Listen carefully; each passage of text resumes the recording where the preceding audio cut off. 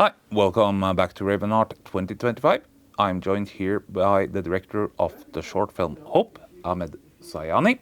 Okay. Welcome to Ravenheart. Oh, thank you for hosting us. Thank you for allowing us to experience this wonderful festival of yours. Yeah. So, Hope is the story of a couple meeting each other in a grieving group therapy, counseling therapy. They go on a date, and it had some unforeseen consequences. Could you tell more about the story? Yeah. So I'm a big fan of George Romero, and I love that story, like the way. He has a layered way of telling his different stories. So I wanted to approach that, I hope, in that sense. And Bahrain itself is rich in terms of short films, but they're usually limited to dramas, melodramas, comedies, and whatnot. And that is absolutely wonderful. But I thought I wanted to make a film that spoke to what I loved watching, what I grew up watching. The kind of thing that I'm pretty sure it would appeal to a more international audience.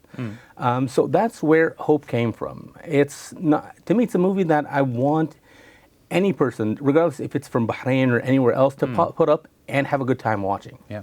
You mentioned Romero because Romero also, one thing Romero as a director is an understated thing about his movies is that how much social commentary there are in them. So was this something also a reason why you took inspiration for Romero for Hope?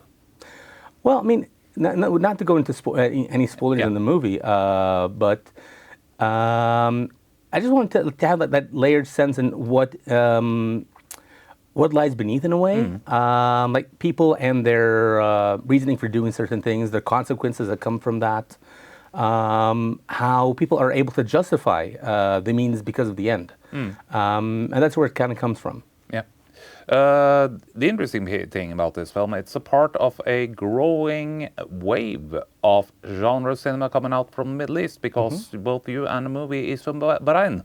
There's been this, as mentioned, this wave of short films and features from not just Bahrain, but also Oman, Saudi Arabia. Do you see there is a trend coming out of the area right now when it comes to relating to genre cinema? Oh, absolutely. I think it's because we all grew up watching genre films. We love those. And I think we're at the age where we just don't want to watch them. We want to create them and have people experience our visions of them. A wonderful thing happened in the region is that the cinema in Saudi flourished. So that allowed not only them, but the Middle East region as a whole to try to explore different genres, because now we have a bigger market to appeal to. So we're not just playing to like a small pond in a way. It's a growing pond, and it is wonderfully adventurous. Yeah. Now you're asking in terms of how Hope came to be. Yeah. Now, for years I've been writing different projects in my head, but I wasn't at a position where I wanted to make them up. I would write them and just put them on away. When I first met my assistant director, Bayan, I was just tossing a few ideas with her, and when Hope came up, or the idea that used to be Hope, she was insistent that no, I need to put pen to paper and realize this. At the same time, the French embassy in Bahrain was running a workshop where you would develop a script and they would help fund a short film. And thankfully, Hope was selected to be part of that program, and that led us to the first step in order to create and realize this vision of the film. So the film was shot in English. Was there a particular reason that it chose to shoot it in English and not Arabic? See, that's an interesting conflict to have, because we're all native Arabic speakers, but like I thought that English might appeal us to a wider audience. And it also helped that with the actors that we had, they were quite strong in terms of their English capabilities. So we figured in Bahrain, we usually mix Arabic and English. Yep. We call it Ar English. So we figured, why not reflect that reality on screen?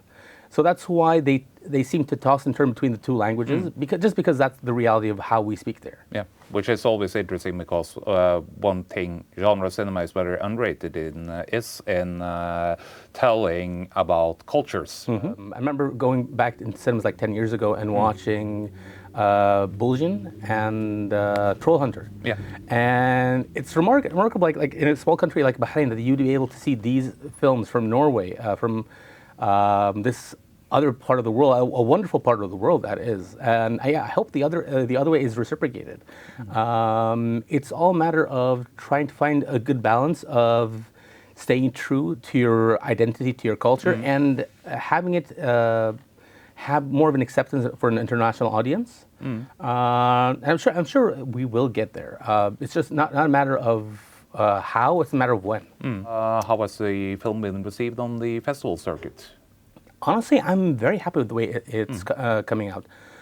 This is our second festival after Chicago last month, and it seems that people are taking to it.